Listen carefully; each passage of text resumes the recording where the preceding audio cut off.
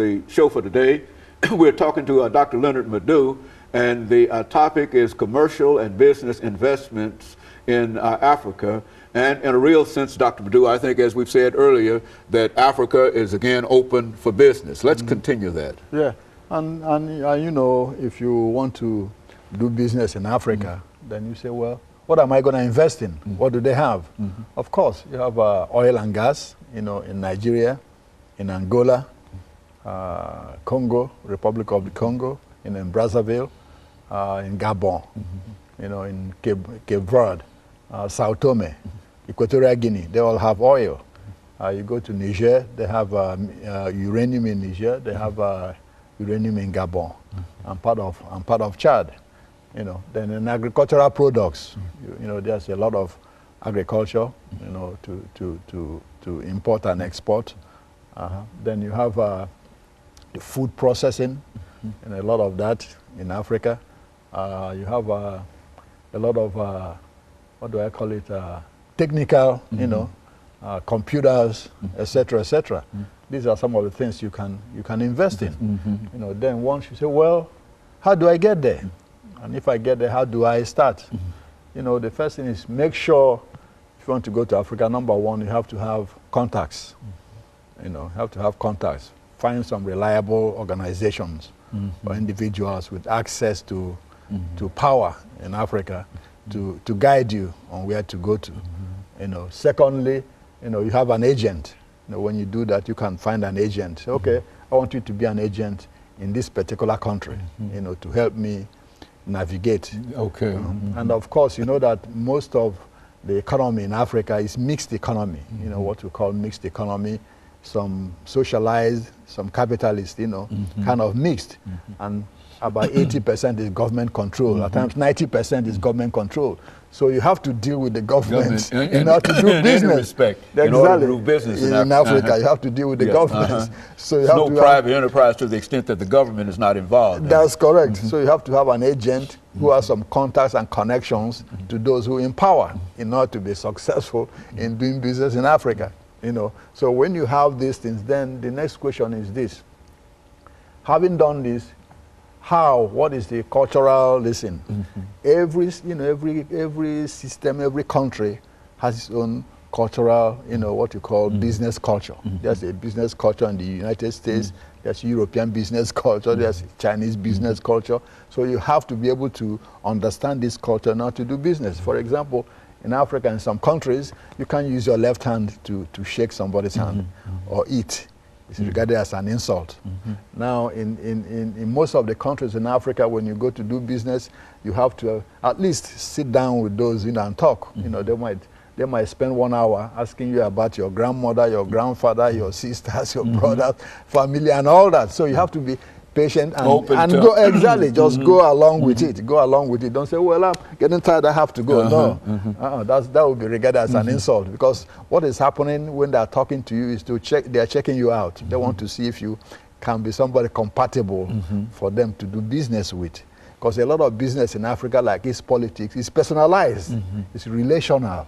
It's not because you know, you have billions of dollars. If they don't like you, well, they don't want to do business with you, period. Okay. So that time they are talking to you, asking all these questions, is trying to find out exactly whom you are and if you will be trustworthy for them to do business with.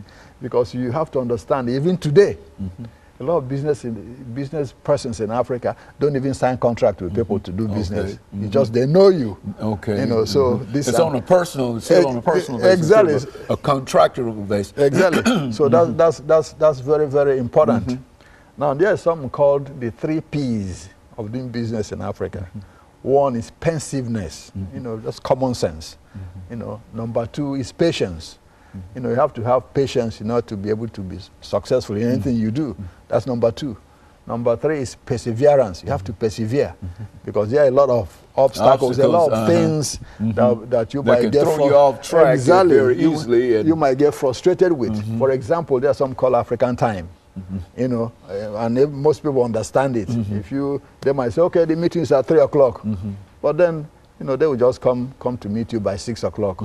It's fine with them. That's African time. Exactly. So you have to understand that. You don't get angry. Say, well, I'll be here since 3 o'clock. You wasted my time. You don't go that way. You just, you know, relax and sit down and just talk as if nothing happened. And with time, you get used to it. You know, that's part of the business culture.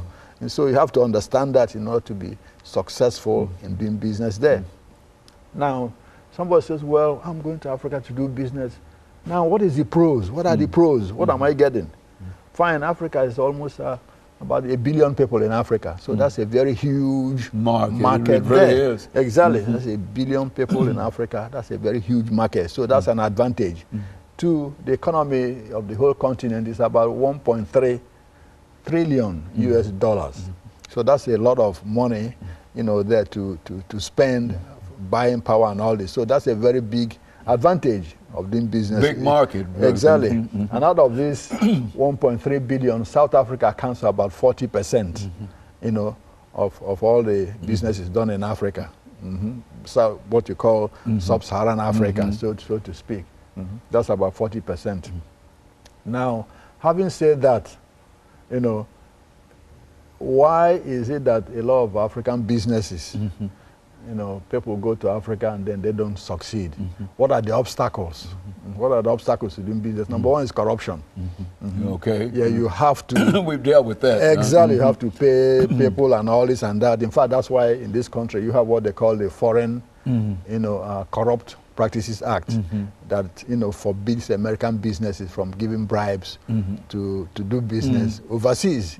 But what happened now is that the Justice Department is turning a blind eye to that law because American businesses are complaining. They say, well, now the Chinese, the French, the British are beating us in business because they don't care about that. They do, you know, they do what exactly what they need to do and get the business, and we are sitting here watching them getting all the business, and we can't because we are forbidden from even giving $1. So with that, you know, the Justice Department say, okay, just, you know, go on as far as you don't they're get looking the other way in looking the other way, exactly, so they can get part of the business.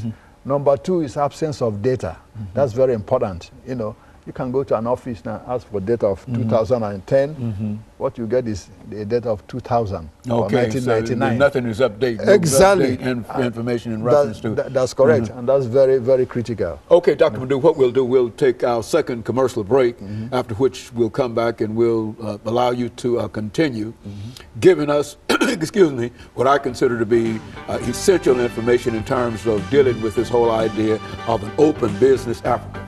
And of course, we'll be back with our audience following this very, very short commercial.